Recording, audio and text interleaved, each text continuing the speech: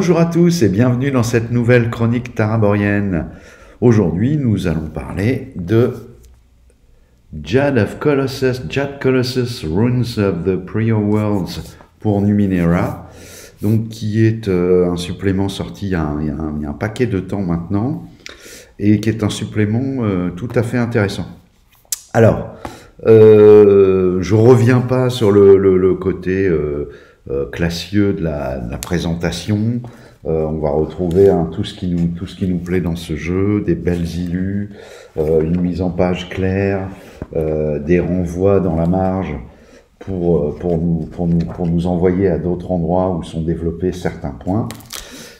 C'est un ouvrage qui est pas très épais, qui fait 140 pages, qui n'est pas encore traduit en français, je ne sais pas s'il le sera, et qui vraiment présente une première particularité éditoriale, c'est-à-dire que là, pour la première fois, il y a vraiment des parties bien distinctes dans le document. Alors vous allez me dire, oui, il y a toujours des parties distinctes.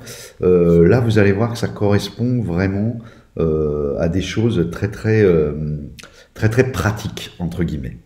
Donc, Jade of Colossus, qu'est-ce que c'est? Alors, au départ, c'est cette espèce de structure qui est mystérieusement apparue aux abords de la ville de Balarad et qui va, bien sûr, présenter des particularités magique, technologique. Je vais pas rentrer dans le détail pour ne pas spoiler, mais en fait tout ce supplément est construit autour de ça, mais il n'y a pas que ça, vous allez voir. C'est pour ça que cet ouvrage est particulièrement bien fait. Donc en fait ça va changer un petit peu ce qui se passe, le cours des événements pour les habitants de Balarad. Et également, on va retrouver d'autres éléments qui seront abordables dans vos campagnes personnelles. Alors le but, en fait, je pense, de ce supplément, c'est un petit peu d'aiguiller les maîtres de jeu sur, en réalité, comment on peut mettre en place et faire jouer une campagne à Numenera. On avait donc le livre de base qui présentait certains endroits, qui donnait beaucoup d'éléments comme ça aux maîtres de jeu, mais en fin de compte, c'était un peu peut-être ardu d'arriver à prendre ces éléments pour en faire quelque chose. C'était un petit peu la difficulté qu'on voyait à travers les scénarios qui sont parus. On voyait que là on était très focus sur des scénarios, du coup ça ne renseignait pas vraiment plus sur comment pratiquer et comment faire votre propre campagne. Là, cet ouvrage, au-delà de la description de ce lieu, c'est ce qu'il va vous permettre. Alors nous avons une première partie en fait d'introduction où dès le début en fait on va vous expliquer un peu comment pouvoir utiliser ce livre, surtout pourquoi il a été pensé comme cela. Et puis dès le deuxième chapitre, on rentre un peu dans le vif du sujet parce qu'on vous dit starting a new campaign at Numenera. Starting a new Numenera campaign. Donc en fait, on voit bien que le propos de cet ouvrage, en fait, au-delà de ce simple lieu, c'est vraiment de donner un peu des éléments au maître de jeu pour bâtir sa campagne. La deuxième grande partie, la partie 2, va parler un petit peu de les abords, les environs. Ce serait vraiment presque un peu comme un petit atlas. Mais avant ça, je vais vous expliquer ce qu'il y a déjà dans la première partie. Donc dans la première partie, comment démarrer une campagne, et là vous avez une première table, un premier tableau très intéressant où ils ont appelé ça en fait les threads, campaign threads, donc les thématiques, les plots qu'on va pouvoir, les intrigues qu'on va pouvoir suivre au cours d'une campagne. Et là il vous explique un concept qui n'était pas explicité aussi clairement dans les autres ouvrages, à savoir visiblement Numenera se prête à lancer une campagne avec plusieurs thématiques, plusieurs arcs narratifs, Et comme le principe de base du jeu est l'exploration, selon ce que les joueurs vont aller explorer, ils vont avancer sur telle intrigue, avancer sur telle autre, etc. Et petit à petit, comme ça va s'équilibrer. Donc il vous propose une première table comme ça, une table assez fournie, hein, je crois que c'est sur un des 100 à jeter, où vous allez pouvoir... non, c'est sur un des 20 d'ailleurs, les threads, vous allez pouvoir choisir 1, 2, 3, ce que vous voulez en termes de nombre de threads pour bâtir votre campagne.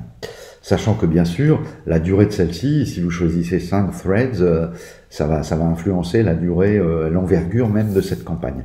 Alors c'est mieux que d'en avoir qu'un seul, parce que le problème qu'on a aussi, et c'est très malin, quand on a une seule campagne, on va arriver dans quelque chose de très railroadé.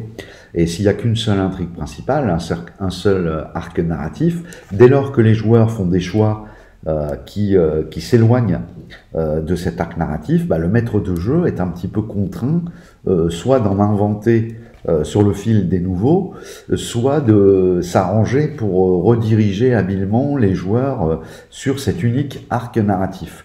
Et là, en fait, sans vraiment le dire, ce que l'auteur Boscardel de cet ouvrage nous explique, c'est qu'en fait, pour pallier à cela, voilà, lancer plusieurs intrigues de manière à ce que, un petit peu, quelles que soient les directions dans lesquelles vos personnages partent, ils sont sur une intrigue. Et ils retombent donc beaucoup plus facilement sur leurs pattes qu'avec une campagne auto-centrée sur une seule intrigue. Ça, c'est déjà un premier point fort intéressant dans comment comprendre un peu la conception telle que les auteurs l'expliquent pour faire bien jouer ce jeu. Enfin, en tout cas, jouer ce jeu dans une direction qui va améliorer les expériences de jeu et la qualité des parties. La deuxième chose, c'est ce qu'ils ont appelé les character connections. Donc là, c'est pareil, c'est une petite table et ça va vous permettre d'orienter un petit peu une partie du background de l'histoire, de l'historique de vos personnages afin de leur donner des motivations, des choses comme ça. Je prends au hasard pour que vous compreniez bien. Par exemple, si vous faites un résultat, là c'est au descend, entre 67 et 69, vous avez le journal d'un de vos mentors qui décrit ses explorations au sein du colosse, et un journal dont la fin n'est pas remplie puisque votre mentor a disparu. Bon, si un de vos joueurs tombe là-dessus, c'est évident que derrière, ça va orienter sa façon de réagir aux événements, aux situations auxquelles vous allez le confronter durant votre campagne. Ensuite, nous avons le chapitre 4 avec quelques nouveaux fossiles. Donc, il y en a 3, 4 ou 5, voilà, donc ça c'est intéressant, ça permet d'enrichir encore une fois les options de personnages qui commencent à être bien fournies, parce qu'il y en a quasiment dans tous les ouvrages, dans tous les suppléments. Donc là, ça ouvre encore l'éventail des possibilités pour les joueurs. Vous avez un 5e chapitre qui, lui, va traiter des organisations. Donc c'est des organisations vraiment en lien direct avec le colosse de Jade, tels que les héritiers du colosse, les protecteurs du colosse. Et ensuite, vous avez quelque chose de très intéressant encore, c'est on vous propose des scènes d'introduction. Encore une fois, quand on démarre une campagne, c'est un peu comme un concert. Il faut vraiment que le début soit fort et la fin soit forte. Après, au milieu, on peut étendre les choses. Il faut veiller également à ce qu'il y ait de l'intensité et des scènes fortes, et une dynamique qui donne envie aux joueurs d'aller plus loin. Mais vraiment, il faut vraiment que dès le début, vous imprimiez beaucoup de choses. Pourquoi ? Parce que lorsque vous allez démarrer votre campagne, dans la première séance, on va dire, et particulièrement la première scène, c'est là où vous avez la tension la tension en L', voilà, en 2 mots, mais L', où vous avez la tension la plus, voilà, vos joueurs démarrent quelque chose, ils sont tout oui, et ce ne sera pas forcément le cas au bout de la 6e ou 7e séance de jeu, quand vous allez les confronter à une scène. Faudra beaucoup plus répéter des petits éléments d'ambiance, de décor, d'intensité, etc. pour capter l'attention de vos joueurs. Là, en début de scénar, vous savez que vous l'avez. Donc, en fait, il faut utiliser ce moment-là pour vraiment poser les bases. Et si les bases sont bien posées, les comportements même des joueurs seront déjà induits par ces bases, si vous réussissez votre travail de maître de jeu.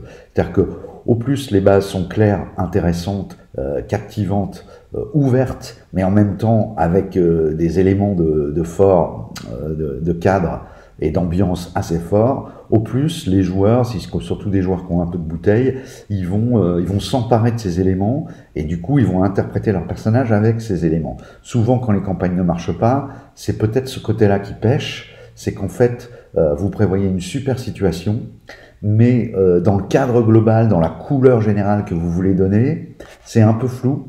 C'est un peu flou dans les éléments que vous transmettez aux joueurs, et du coup, les joueurs, ils restent sur leur idée qu'ils avaient de leur personnage. Et on a quelque chose de beaucoup moins riche, parce qu'ils ont forcément une idée sur la création du perso. Donc en fait, ça va être des idées très, très mécaniques, très, presque pas mini-maxeur, mais un peu dans ce sens-là quand même. Si dès la première scène vous ouvrez sur quelque chose de solide, en fait, et ben ça, vos joueurs ont plus de chances de se l'approprier et de faire avancer l'histoire, le récit, vraiment dans un sens plus passionnant. Deuxième partie, donc, Skin of the Colossus, la peau. Alors là, comme je vous le disais, c'est un petit peu un atlas. Donc, on va vous décrire en détail la ville de Balarad. C'est plutôt bien fait, hein, comme à chaque fois dans les suppléments. Il y a suffisamment d'éléments pour en faire une ville crédible et la présenter à vos joueurs comme un lieu, vraiment un lieu de vie, un lieu d'échange, un lieu d'intrigue, etc. Un lieu aussi toujours un peu weird, un peu spécial, un peu, voilà, on est toujours quand même dans les tropes de Numenera. Et puis, il y a suffisamment de trous dans lesquels le maître de jeu va, lui, pouvoir tisser, ramener des éléments personnels qu'il souhaite apporter, mettre un peu son touch dans la campagne et vraiment s'en emparer pour l'amener plus loin. Donc ça, c'est vraiment quelque chose, je trouve, très bien fait dans Numenera, ce dosage. Vous avez ensuite Yovok Hive, donc qui est un autre lieu assez précisé. Là encore, vous voyez, c'est très bien fait, c'est détaillé. Et vous avez ce qu'ils ont appelé Editor's Ride. Bon, là, je préfère ne pas spoiler, je vous laisserai découvrir. Chapitre 3, on va vous proposer cette fois-ci de visiter l'intérieur un petit peu du Colosse de Jade. Alors, la façon dont c'est fait, encore une fois, l'intérieur du Colosse de Jade, c'est que c'est un immense complexe hein, de tunnels et de salles dans ce colosse. Et en fait, certaines salles vont avoir une importance, certaines salles fortes sont détaillées, mais on va vous expliquer également comment, encore une fois, remplir le dédale avec des choses à vous. Et des choses à vous, mais inspirées, vous allez voir comment. Ensuite, on a un chapitre 4, beaucoup plus générique, qui va décrire quelques autres ruines. Donc là, c'est intéressant aussi, mais vous voyez que c'est complètement autre chose. Alors voilà, Ruins of the Ninth World, Changing Road, il y a des exemples, Dead City, Eye of God, Hanging Tower, Fissures of the Crystal Angel, Inamorata Towers, Sacrarium of Tinexis. Voilà, il y en a Silent House, Steel Citadel, voilà. Il y a un beau panel, hein, il y a une 10-12 choses. Alors c'est assez, vous voyez, hein, c'est assez sommaire à chaque fois. Par exemple, Sunken Sejin, c'est assez sommaire, mais ça peut se prendre. Le maître de jeu, vous lisez ça une fois, vous développez des choses dessus, et vous rattachez ça à votre propre campagne. Très très bien. Et enfin, on arrive au gros morceau, puisqu'on est à un peu plus on est à 82 pages, donc il reste encore 60 pages, parce que tout le reste du livre, quasiment, parce qu'il y a quelques monstres à la fin, un petit bestiaire, va être sur une aide de jeu qui permet en fait de générer des ruines dans le 9e monde. Alors ces tableaux vont servir pour construire les dédales entre les salles principales du Colosse de Jade, mais c'est également des aides de jeu qui vont permettre au maître de jeu de s'en servir pour construire ses propres labyrinthes, ses propres ruines. Voilà, donc là on retombe dans quelque chose d'assez classique, des tables, etc. Et c'est ce chapitre-là qui me fait dire encore une fois que le bien fondé de cet ouvrage, c'est vraiment de donner des clés supplémentaires aux maîtres de jeu et d'essayer de leur faire comprendre un peu la philosophie du jeu. On voit bien que ce type de génération à base de table, donc avec des entrées multiples, des choses qui viennent s'ajouter, se détailler, on rebondit dessus, etc. On voit bien quand même qu'on est sur quelque chose de... le but est d'avoir je dirais, light prep, une préparation vraiment réduite pour le maître de jeu, peut-être quelque chose de pas trop écrit, juste évoqué, voire quasiment peut-être on the fly. Bon, moi je m'y risquerais pas à faire pénétrer mes personnages dans un dédale et à tirer devant eux au niveau des tables, mais vous pouvez le faire en amont de la partie, ça va assez vite.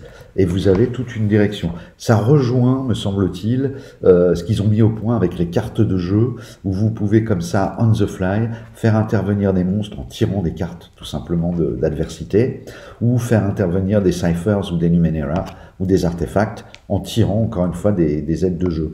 On voit bien que là encore, c'est la philosophie du jeu qui est importante. L'univers est super, le système de règles très light est très innovant aussi. Et là, on a encore une couche d'innovation, c'est ce côté de dire arrêtons les campagnes très écrites et passons à quelque chose de beaucoup plus souple, souple dans la façon de dérouler les parties. Donc voilà, donc je pense que ça, c'est vraiment ce qui est intéressant dans ce supplément. Le gros du morceau, à la limite, cette partie-là, qui fait une 50aine de pages, suffit à elle-même pour intéresser tous les maîtres de jeu. Ça rappelle un petit peu un supplément qui avait été fait par Forgot Games. Forgot Games, c'est une société qui a fait beaucoup de suppléments pour la 3.5 de D&D, voire la 3 de D&D, puis après du Pathfinder. Et c'est une petite maison d'édition qui était un peu sur le old school, mais avec des nouveaux jeux. Donc qui proposait un peu, voilà, Rapanatuk, un énorme donjon avec je sais plus combien de niveaux, l'un des plus gros donjons avec Barrow-Maze, et puis maintenant Medusa, la Blue Medusa, les plus gros donjons qui existent pour les adeptes Dungeon Crawl. Et en même temps, ils ont sorti un tome qui s'appelle, je crois, Tome of Adventures, qui est un tome où en fait ils enchaînent des tables et vous pouvez créer vos aventures, vos campagnes à partir de ces tables. Alors vous avez des tables pour créer une adversité, le vilain principal, vous avez des tables pour créer des intrigues, vous avez des tables pour créer des lieux, vous avez des tables pour comment mettre du mobilier dans ces lieux, etc., etc. Et ça fonctionne très bien comme aide de jeu. C'est une tendance apparue ces dernières années. Alors il y a eu en fait presque les deux tendances. Hein. Il y a eu des choses très écrites, des campagnes très écrites avec les Adventure Path qui sont vraiment très écrites avec des auteurs différents sur chaque tome, etc. de chaque livret de campagne. Et puis, à contrario, tout un tas de jeux qui ont proposé autre chose, à savoir, on crée ça avec des tables, c'est vite fait, sur le pouce. Vous avez même des mini-univers, des univers de poche, où en fait, quand vous procurez le fichier, vous vous rendez compte que l'univers de poche, c'est des thématiques fortes. Alors, par exemple, ça va être des terres gelées, et après, tout ce que vous créez, c'est dans des tables, et bien sûr il y a cette thématique qui est très développée dans les tables, donc vous allez avoir des toundras, des étendues de glace, un peuple qui vit dans des igloos, etc. Ce qui fait que ça vous donne vraiment une couleur. Par contre, les éléments, vous vous en emparez un peu comme vous voulez. Donc soit vous tirez les dés et vous regardez les résultats dans les tables, soit vous choisissez directement, comme ça il y a une entrée qui vous plaît dans la table et vous l'utilisez. Donc voilà, Numenera, ce supplément-là va vraiment dans ce sens-là, et ça renseigne beaucoup sur la philosophie, je pense que les auteurs ont voulu mettre derrière ce jeu. Voilà, j'espère que cette vidéo vous a plu. Je terminerai en disant qu'à la fin, vous avez un petit bestiaire, une quinzaine de créatures. Alors il y a ce qu'il faut en bestiaire, hein. Numenera, je crois qu'on est à 3 bestiaires, plus régulièrement dans chaque supplément quelques monstres supplémentaires.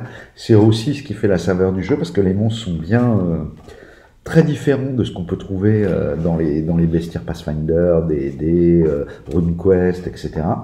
Donc toujours très intéressant. Voilà, je pense que là, on a fait un bon tour de cet ouvrage que je ne saurais que trop conseiller. Alors, bien sûr, ça s'adresse aux maîtres de jeu et non, pour les joueurs, c'est pas vraiment intéressant d'avoir cet ouvrage. Limite, il vaut mieux avoir le plaisir de découvrir ça en campagne par la campagne de son MJ et les aventures que vous allez vivre. Je vous dis à très bientôt pour une prochaine vidéo. Au revoir.